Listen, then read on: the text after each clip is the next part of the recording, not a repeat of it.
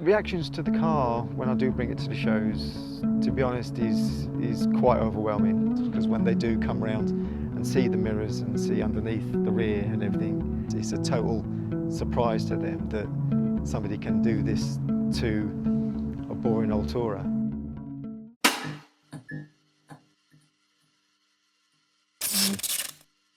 Hi, my name's Sean Broderick. This is my E36 328i Touring. I've owned the car for 19 years.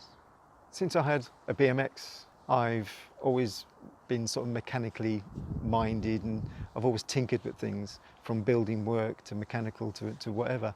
I mean, it started, like I said, with my push bike, and it sort of just escalated mainly through a friend of mine, Paul, who, if ever I get stuck on something, I bother him.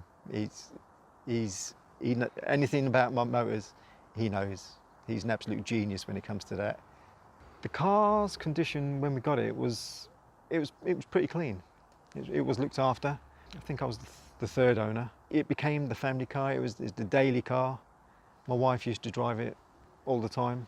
I took the car over from my wife probably about 10 years ago, which then became my daily to and from work and so on. And then it was about 7 odd years ago, I thought, no, I'll put it into my garage, give it a tidy up, and just got carried away. Starting on the rear diff, rear subframe, all that, everything dropped on the floor, stripped it all, started wire brushing everything back to the bare metal, brought it to a company literally just around the corner, had them do the powder coating, all the bolts coated back to original. Probably about 60% of all the bolts are all original. The ones that were past restoring, obviously I've renewed. It just escalated from the back of the car all the way through to the front. All the suspension has been uprated to coilovers. I've got air cups on the front, just so I've got clearance over speed humps and so on, so I don't scrape underneath. But everything was literally stripped off, powder coated, as I say, put back on, original.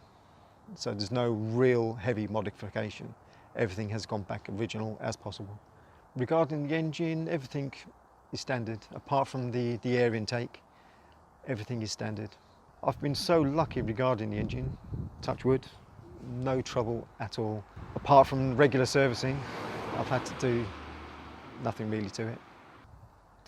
The interior is best part original as well. I've repainted it, recolonised it.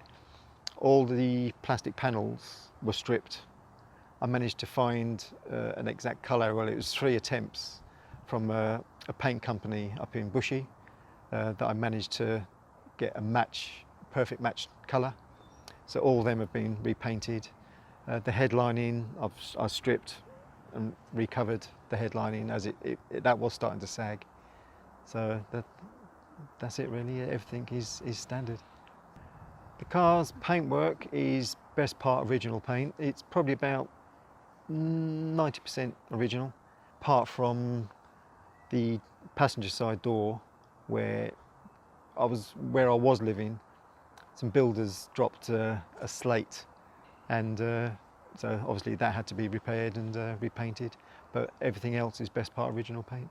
I've upgraded the brakes, 330 discs on the front with PB6 calipers. I'm just a lover of the big brake look, always have done, and I thought, no, I wanted to fit these. I mean, I had to shave the front of the caliper to get the wheel to fit everything else. So it has been quite a puzzle. Back when I had my Renault 5, friends used to say to me that I didn't measure things with a measuring tape regarding the lowering of the car, suspension, and everything else. They say I used to use Rizzlers. And it still goes to this. It's the tolerance and everything else to the suspension, the height, the gap between the alloy and the caliper and everything else. It's a bit too close for comfort, but it works, and no, I'm happy with it. I like a lesser wheel, and I think mainly because you can see through it more. so you can see everything that's behind it. Otherwise it'd be silly doing everything behind the wheel and then covering it up with a full alloy. I've got 225 30 19s on the front tyres. I've got 225 35 19s on the rear. That's why it's such a hard ride. But apart from that, I like to feel a car. I don't like it sort of boaty. The kit and the trim on the car is M series. I did add those, and I did add the full sort of side trim as well. It just seems to fit nicer and look nicer. I mean, this trim here, I didn't want. They usually come with an M emblem on them or something like that. I just wanted it plain, and I actually found a company that's done just the plain black one for me. The headlights are aftermarket. Bought them not long after I actually bought the car. I am thinking possibly of changing them back to standard.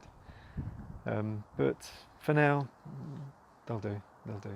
The front look of the car, the grille and everything else I painted that to go with the rest of the car, all the rest of the trim, all the shadow black and everything else. I've probably got about 4 or 5 grills in the garage, sitting there for like different tests, different times. Same with the indicators and all that. I've still got the originals and I've still got bits and pieces. So I'm a bit of a hoarder, unfortunately. But no, it's what it is. The mirrors on here are original M series. I did have a copy set which I had on here previously. These came up second hand. Had them painted and had them matched. I'm still sort of up in the air whether I'll keep them or put them back to original, which I still have. Regarding the stereo, everything's upgraded. Door speakers, kick-rail speakers. I had to alter all the panelling and everything else, especially on the driver's footwell, because of where the bonnet release is. So I had to build something out and adapt everything under there so I could get that larger speaker in. The 3-way components on the fronts. Headlining I got from a car that was being scrapped, and that's got the extra speaker holes in it. So I've got separate mids and tweeters in the headlining, and the spare wheel footwell, I made up a box that sits in where the spare wheel goes, and that's the sub. Amps have been hidden in the rear, so it's I'd say nothing's on show, and it's surprised some people how it sounds, because they look to see where everything is, but everything's absolutely like hidden. The head unit is a Blaupunkt upgraded system. Regarding the driving of the car, I mean, a lot of people on a lot of the sites have said it's a shame it's an auto. Even when people look in, they see it's an auto. And why don't you change it? Why don't you change it? Because I wanted to keep the car as original as possible. And I enjoy an auto. Even my company van, I've got an auto. And it's driving around, it's a luxury car now, and it's a cruiser. She's not a get up and go, even though she does. She's a 2.8. But no, no, I'm not gonna change it back. The car's purpose now is she's a showpiece. It's something I enjoy. I know a lot of people won't appreciate it, and obviously say why. Why not? It's to look at it, and I totally understand. To look at the car sitting on the ground like this, it's just a boring estate car. But to me, it means more. The car's special to me because we've had it 19 years. It's been part of the family, and I want it to stay part of the family. Biggest difficulties redoing everything was I suppose just having the time and the money. I'd done everything when I could do it, and when I had the money to do it. It took me just over 6 years to do, as and when, because I'd done all the work. The car was sitting up on axle stands, so every inch of this car I've done in my garage on my own. and it's a self-achievement. Getting parts for it wasn't that difficult, to be honest. I actually found that my last option, which was the BMW main dealer, was actually the best place and the cheapest place to get best part of the parts, which was really surprising, to be honest. I mean, it started off, like I said, with my BMX, and I think I had a Renault 5 Turbo, which was in, I think it was one of the first Renault 5 Turbos in Max Power magazine back in '94. And I think I've got the bug from that, to be honest.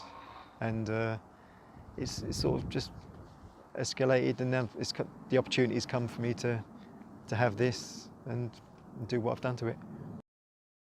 Reactions to the car when I do bring it to the shows, to be honest, is quite overwhelming.